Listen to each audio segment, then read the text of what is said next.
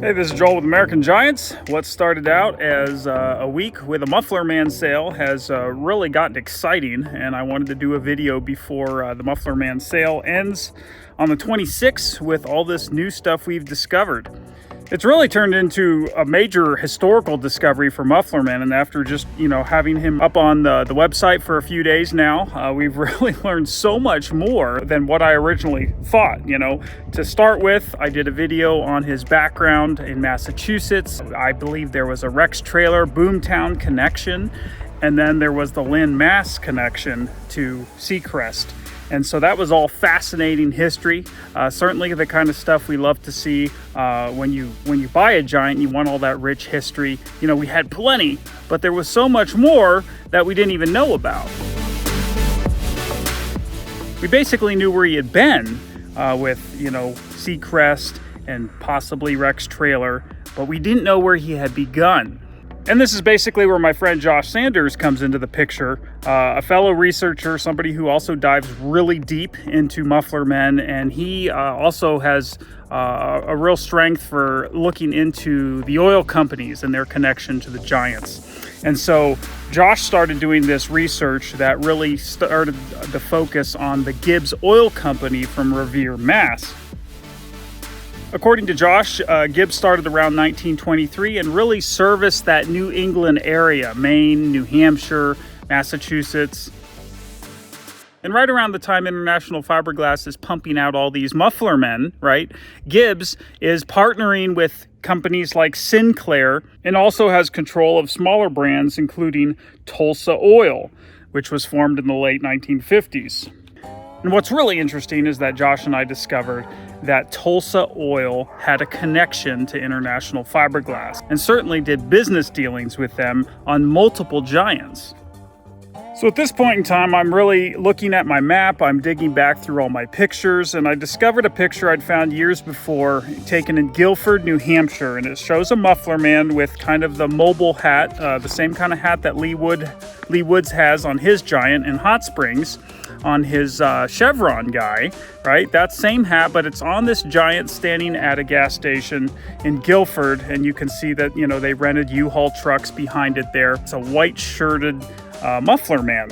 I sent this along to Josh, who connected it to all his research that he'd done with the oil companies, because I had no idea what the logo was on his shirt, and I don't think I'd ever had figured that out. But Josh had been doing research into New England oil companies. He knew about Gibbs, and he knew about this subsidiary, Tulsa Oil. And after some careful looking and comparing the logos, Josh is like, this is it. This is Tulsa Oil on this guy's shirt. It's a unique logo. It's got the blue and the red colors. It's a diamond shape, which is important to remember as we keep telling this story, and it's got the letters Tulsa right in the middle of it. We continued looking at the old pictures, and that's when we have a picture from the 1970s that I've also been aware of for many years. And this was marked as in East Boston, mid-1970s, clearly an oil yard of some kind if you look at the picture. But there is a lot of International Fiberglass stuff in the picture. There's two pictures, and they show two workers at what appears to be an oil yard. And then there is a large Sinclair dyno there. And then they also had two Muffler Men on the ground with this mobile style hat or Chevron style hat that I mentioned that Lee has. One Giant is missing the head, and the other one is complete with the hat. Now, as soon as Josh made the Tulsa connection to the Giant in Guilford, then these pictures really came into play.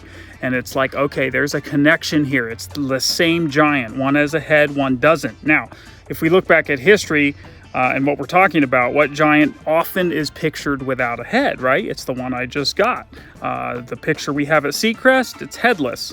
And then now we have this picture in Revere, Mass of a headless Giant as well. So it seems to me that it's very likely that this Giant on the ground that doesn't have a head is probably our guy, who seemed to have had some damage or vandalism at some point, and that head is an issue or keeps coming off, possibly swapped.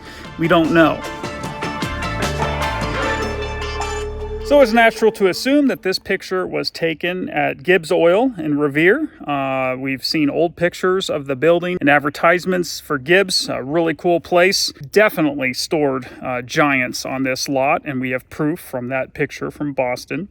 Gibbs is still around today, a living link to this story. Tulsa shut down eventually, although there is a company in Maine that started in 1971 that continues today with the same logo. So I'm not sure all the connections there. Josh is still working on that part to see if there is a connection to this modern company that still has the logo. But we definitely know that Tulsa, the original Tulsa company, Tulsa Oil, definitely had a connection to International Fiberglass. In fact, in 1965, we know that they were using at least one classic Bunyan at their stations, even though we don't think this is the one that I have, because it had a darker shirt and mine clearly had a white shirt.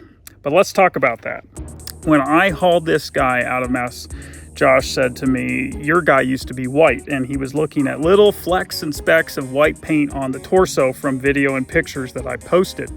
And I wrote it off. I was like, yeah, you know, it's probably bird crap. This guy clearly was a Bunyan. But Josh kept insisting, and so the Giants at Regiant, and I sent Michael out there. I said, Michael, can you look at this guy and tell me what you think? Because Michael's restored so many of these guys, and he goes out there and looks at him, and he's like, yeah, Joel, it was white. It was originally had a white shirt. That's what this is. It was not a red shirt. It was not a classic Bunyan. And I said, okay, interesting. Well, what about a logo? Can you look for a logo? And so Michael went back out there. I told him exactly where to look based off of the picture from Guilford. Just a hunch, right? I didn't really think there'd be a connection there, but he comes back and he says, I can see an outline of a raised diamond there. And I'm like, no way. He said, there's letters in it. I can't exactly tell what they are. He says, I think the first one's a T and the last one's an A. And I'm like, oh my goodness. So I was like, Michael, does it say Tulsa? And he said, you know what? I think it does. It says Tulsa.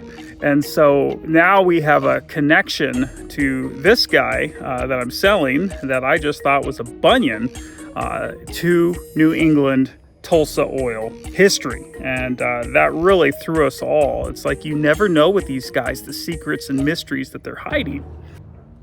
So that brings us down to now. We know that Tulsa Oil had at least 3 of these giants. We know that they had that Paul Bunyan originally from 1965, and then these probably came later, the ones with the white shirts, and we know that 2 were in the yard. We've got that picture from Guilford.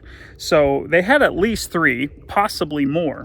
Who knows? Tulsa Oil might have had a connection with Channel 4 in Boston, loaned the giant for the show, or maybe it's a different giant entirely. We did notice that on that picture, Josh noticed that on that picture, the paint on the Rex Trailer Bunyan is dull compared to the blue pants, which means he possibly was painted for that show. We also know that it wasn't long before he did go to Seacrest and was repainted there, given those white shoes, had the red shirt, and I'm confident he was the guy I have was at Seacrest for sure. It just the shoes, everything match from his time there. So it's really more than a roadside statue. This is a traveling time capsule of New England oil history. And what started out as a Bunyan mystery has really turned into a story of survival for one of the New England oil giants that's connected to this whole campaign that International Fiberglass did with the oil giants. I want to thank Josh for discovering all this history on the Gibbs and Tulsa oil companies. Without his research, we wouldn't know this. I wouldn't have even thought to look and think that was a white shirt and look for that logo. I also want to thank Regiant for doing their investigation and providing the proof that he is. And then this all brings us down to the last few days of this sale. You can find all the information at usagiants.com. I've got the full history there along with what we've just discovered. A lot of you really enjoy the original history behind these guys. So when an original comes up for sale, it's a really cool deal. You can email me at this email for any questions you have. We can talk about so many things that come up when you're thinking about buying something like this. You know, you're thinking about transportation, you're thinking about restoration, the timeline, the cost, all those things. Reach out to me, be happy to talk to you, and we'll see if we can find this guy a new home.